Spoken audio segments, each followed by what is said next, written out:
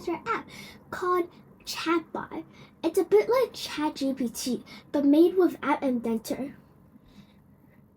Let's take a look at this app. So here, we have our app right over here. It's been protected, so don't worry. This is a label which asks ChatGPT any questions below. So when you press this button, you can talk, and when you press this button, it'll stop. For example, I'll ask the app one question first. Tell me a joke. Sure. Here's a joke for you. Why don't scientists trust atoms? Because they make up everything. Here. So the app responds to you. Or maybe I shall show you what the stop function does. Let me ask you another question. Who is Elon Musk? Elon Musk is a well-known entrepreneur and business Here, magnate so you born in press this South button. Africa. He is the CEO and led this. So this is our app so far. Interface or the designer. So first, this is the label, which actually does nothing.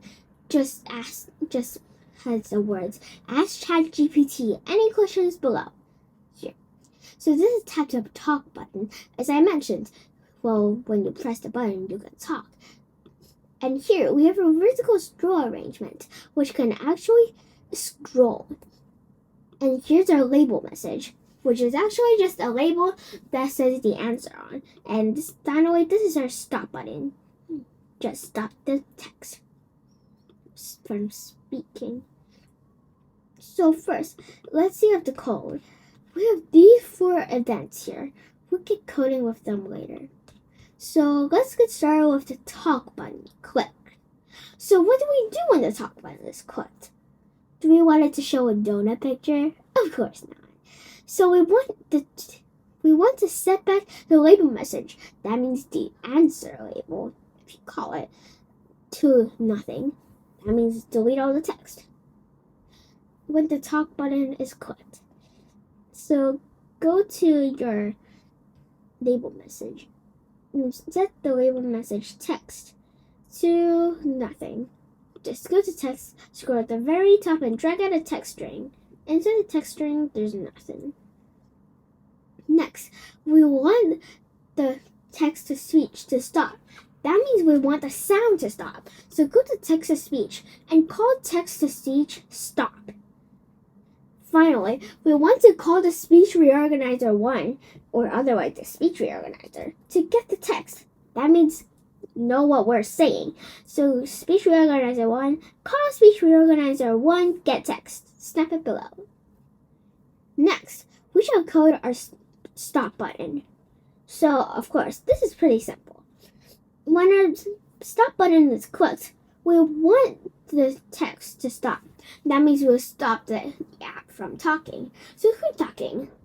Not another donut. So it's text-to-speech. So we'll call the text-to-speech stop. Find this block and blocks text-to-speech. Call text-to-speech point stop. There. Next, we have to code when the speech reorganizer 1 finish getting text, result, and partial. You can find this block at blocks speech reorganizer 1 and when speech reorganizer 1 after getting text, result, and partial. Here. Drag it out. So first, we want the label message or answer label to have the text, which is the result or answer here. So we have to make the label to get result. So where do we find this label? Of course, go to blocks, your label message or answer label, and drag out set answer label text here to get result. Perfect. Finally, we want the chatbot, which is actually like ChatGPT, to convert the question, that is, answer the question, and then speak it out, get text or result. So how do we do this? Go back to chatbot 1 and scroll up until you see call chatbot 1 converse question and snap it below the set label message text block here and set the question to get result. You know where to get this block.